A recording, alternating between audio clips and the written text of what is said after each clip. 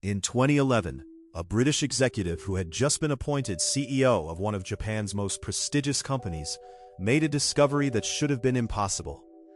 His company, a 100-year-old Japanese industrial giant, had been hiding $1.7 billion in investment losses. Not for a year, not for 5 years, for 20 years, hidden across a labyrinth of shell companies, phantom investments, and accounting structures so deliberately complex that Japanese prosecutors would later describe them as origami, intricate, layered, and designed specifically to make the truth invisible. But that's not the crazy part. The crazy part is that when this British CEO discovered the fraud and began asking questions, the response from his Japanese board was not embarrassment, not cooperation, not relief that the truth was finally emerging. The response was to fire him. Within 2 weeks of raising his concerns internally, Michael Woodford was removed as CEO of Olympus Corporation and told to leave Japan immediately. The board that had hidden $1.7 billion for 2 decades responded to the man trying to expose the truth by treating him as the problem.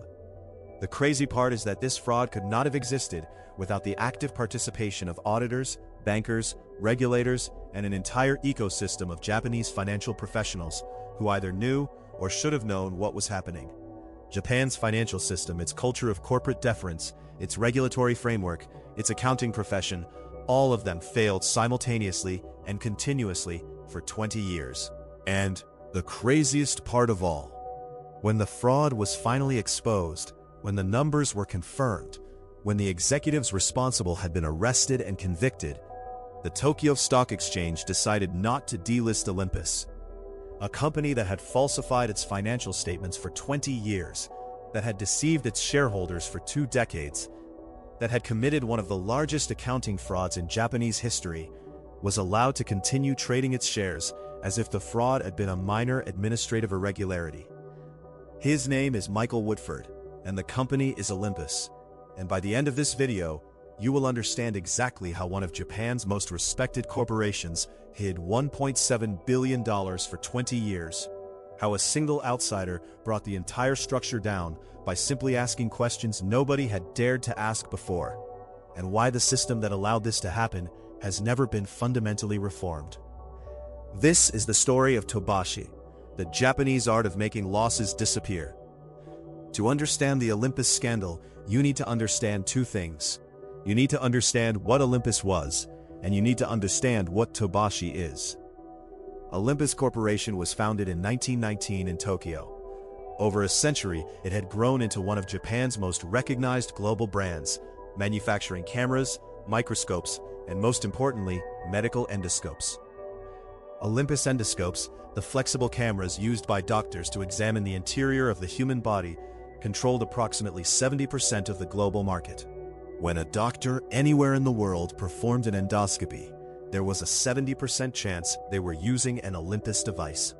The company was not a marginal player. It was a genuine global leader in a critical medical technology. Tobashi is a Japanese financial term that translates roughly as flying away or letting something fly. In the context of corporate finance, it refers to the practice of transferring losing investments off a company's balance sheet into external vehicles, shell companies, investment funds, or other entities in order to make the losses disappear from the company's official financial statements. The losses do not actually disappear. They are simply hidden in a place where auditors are not looking and regulators are not asking about. Tobashi became widespread in Japanese corporate culture during the late 1980s and early 1990s for a specific historical reason. During the Japanese asset bubble of the late 1980s, Japanese corporations had been encouraged to invest their cash reserves in financial assets, stocks, bonds, and real estate, rather than simply holding cash. This was part of a broader cultural moment in which Japanese financial markets seemed to offer guaranteed returns, and the idea of not investing was considered almost negligent. Then, the bubble burst. Between 1990 and 1992, Japanese stock markets fell by approximately 60%. Real estate prices collapsed. Corporations that had invested heavily in financial assets suddenly found themselves holding enormous losses. For many of these companies, acknowledging the losses immediately would have been devastating, triggering credit downgrades, shareholder revolt, and in some cases, insolvency. Tobashi was the solution. Instead of acknowledging the losses, companies worked with friendly financial institutions, often smaller brokerages that were willing to bend the rules, to transfer the losing investments into external vehicles. The understanding was that the losses were parked temporarily, that the company would eventually find a way to unwind them quietly when markets recovered. The losses would fly away, and they would come back when the time was right. For most companies that used Tobashi in the early 1990s, the expected market recovery eventually allowed them to unwind the positions without ever having to acknowledge the full extent of the losses. But for Olympus, the losses were too large, and the markets never recovered enough. The specific losses that Olympus was hiding dated from the late 1980s, when the company's treasury department had made a series of aggressive investments in financial products, warrants, convertible bonds, and other complex instruments that promised extraordinary returns during the bubble years. When the bubble burst, these investments lost approximately $1.3 billion of value. Additional losses accumulated over subsequent years as the company tried and failed to recover the positions. The scale of the losses relative to Olympus's balance sheet made them impossible to acknowledge without catastrophic consequences. So, the decision was made to hide them. And once that decision was made, it created an obligation that lasted for 20 years. Every year, every quarter, every financial statement had to be constructed to maintain the fiction. Every audit had to be managed to ensure the auditors did not look too closely at the right places. The mechanism was extraordinarily complex. Olympus created a series of funds and shell companies, many of them registered in offshore jurisdictions, including the Cayman Islands and Singapore. Loans were made from Olympus to these entities. The entities used the loans to purchase the losing investments from Olympus at inflated prices, allowing Olympus to record a profit on the sale. The loans were then written off gradually over years through a series of accounting maneuvers that individually seemed unremarkable, but collectively amounted to the systematic burial of $1.7 billion. The auditors who signed off on Olympus's financial statements for 20 years included KPMG and then Ernst & Young. Both firms later claimed they had been deceived by the complexity of the structures and the sophistication of the concealment. Investigators found that the structures, while complex, should have raised serious questions that a competent audit would have pursued. The transactions that concealed the losses were unusual enough in scale and structure to warrant the kind of detailed verification that apparently never occurred. Japanese financial culture played a critical enabling role in the fraud's longevity. Japanese corporate governance in this period was characterized by extraordinarily close relationships between company management and their auditors, bankers, and regulators. The concept of amakudari, which translates as descent from heaven, described the practice of senior government regulators retiring into well-paid positions at the companies they had previously regulated. This revolving door created relationships of mutual obligation and deference that made genuine independent scrutiny extremely difficult. The board of Olympus during the fraud years was also structurally incapable of providing the oversight that might have caught or stopped the fraud. Japanese corporate boards of this era were dominated by internal executives who had spent their entire careers at the company. They were deeply loyal to the institutional culture that had produced them. They were not independent directors asking hard questions on behalf of shareholders. They were company men protecting the company, which in their understanding meant protecting the management and the secrets that management had decided to keep. The Olympus executives who ran the fraud were not crude criminals in the conventional sense. They were company men who had inherited a problem from their predecessors and made the calculation that continuing to hide it was less damaging than revealing it. Each year they deferred the reckoning, telling themselves that the next year would be different, that markets would recover, that a solution would present itself. Each year, the concealment became more deeply embedded in the company's financial structure and more difficult to unwind. By 2008, the losses had been hidden for almost 20 years, and the mechanisms keeping them hidden were becoming increasingly strained. The company had acquired several small companies at extraordinarily inflated prices, paying fees to advisors that were far beyond any reasonable commercial justification. These acquisitions served a specific purpose. The inflated purchase prices allowed Olympus to funnel money to the shell companies that were holding the hidden losses, providing the cash flow needed to maintain the concealment structures. One acquisition in particular would later attract enormous attention. In 2008, Olympus paid $680 million to acquire Gyrus, a British medical device company. The payment included advisory fees of $687 million, fees that were larger than the entire acquisition price of the company being acquired.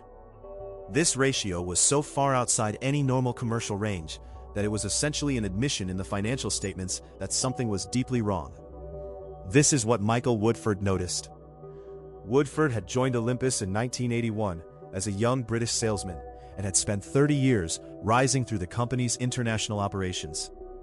In April 2011, he was appointed president and then CEO, the first non-Japanese executive ever to lead the company. His appointment was celebrated as evidence of Olympus's commitment to international best practices and global corporate governance.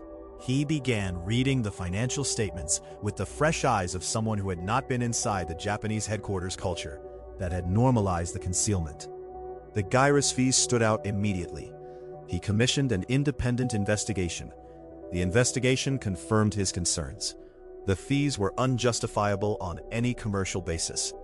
He took his findings to the board. The board's response was to ask him to drop the matter. When he refused, he was fired. The stated reasons were vague references to management style and differences of opinion on corporate direction. The real reason was that he had asked a question that 20 years of careful management had been designed to prevent anyone from asking. Woodford did not drop the matter. He went to the British press. He went to Japanese regulators. He went to the Tokyo Metropolitan Police. He went to anyone who would listen. And eventually, people listened. Japanese regulators, initially reluctant to pursue a case against one of Japan's most prominent global corporations, eventually had no choice. The evidence Woodford had assembled, combined with the work of journalists who began digging into the Gyrus fees and the acquisition structures, made inaction impossible. In October 2020, Olympus finally admitted that the fees had been used to conceal historical investment losses. The 20-year fraud was officially over. The criminal proceedings that followed resulted in the conviction of 7 Olympus executives, including former chairman Tsuyoshi Kikukawa and former executive vice president Hisashi Mori. The sentences were suspended, meaning none of the executives actually went to prison. The justification for suspended sentences, which shocked international observers, was that the executives had cooperated with investigators and that the fraud had not personally enriched them, but had been motivated by a desire to protect the company. The auditors faced regulatory sanctions, but no criminal prosecution. KPMG's Japanese affiliate received administrative penalties. Ernst & Young's Japanese affiliate received similar sanctions. The broader ecosystem of banks and advisors who had helped structure and maintain the concealment for 20 years faced limited accountability. Olympus itself was fined approximately $1.7 million by Japanese authorities. This was not a typographical error, $1,700,000, for a fraud involving $1.7 billion. The fine was the equivalent of 0.1% of the losses that had been hidden. It was, as international commentators noted, essentially symbolic. The Tokyo Stock Exchange's decision not to delist Olympus was justified on the grounds that delisting would harm innocent shareholders who had purchased stock without knowledge of the fraud. This reasoning, while not entirely without merit, also reflected the broader Japanese institutional reluctance to allow the full consequences of corporate misconduct to materialize when those consequences might damage major institutions. Michael Woodford was not reinstated as CEO. He returned to Britain, wrote a book about his experience, and testified before various regulatory and parliamentary inquiries about the failures of Japanese corporate governance. He received a settlement from Olympus for wrongful dismissal. The settlement amount was not disclosed. The Olympus scandal prompted some reforms in Japanese corporate governance. Requirements for independent directors were strengthened. Auditor rotation requirements were tightened. The Tokyo Stock Exchange introduced governance codes that required listed companies to explain or comply with standards, including the appointment of independent board members. These reforms were meaningful at the margins, but the deeper cultural factors that had enabled the Olympus fraud, the deference to authority, the prioritization of institutional harmony over individual accountability, the revolving door between regulators and the companies they regulate, the reluctance to allow major corporations to suffer consequences that might embarrass Japan's financial system internationally. These factors were not eliminated by governance code revisions. Tobashi as a practice did not end with Olympus. Japanese corporate culture does not change quickly, and the incentives that made Tobashi attractive in the 1990s have not fundamentally changed. The next time a Japanese corporation faces losses too large to acknowledge immediately, the temptation to make them fly away will be exactly as powerful as it was in 1990. Olympus Corporation continues to operate today. It has restructured, refocused on its medical technology business, and returned to profitability. Its endoscopes are still used in hospitals around the world. The 100-year-old company survived a 20-year fraud, the exposure of that fraud, and the criminal conviction of its senior executives. The man who exposed it is in Britain. The executives who ran it received suspended sentences. The auditors who failed to catch it received administrative sanctions. And the losses that were hidden for 20 years were finally acknowledged, written off, and forgotten. And a fine of $1,700,000, which is exactly 1/10% of the money that was hidden. If you believe the public deserves to know where the money actually goes, subscribe. Every week we cover the frauds, the scandals, and the financial crimes the system would rather you forget.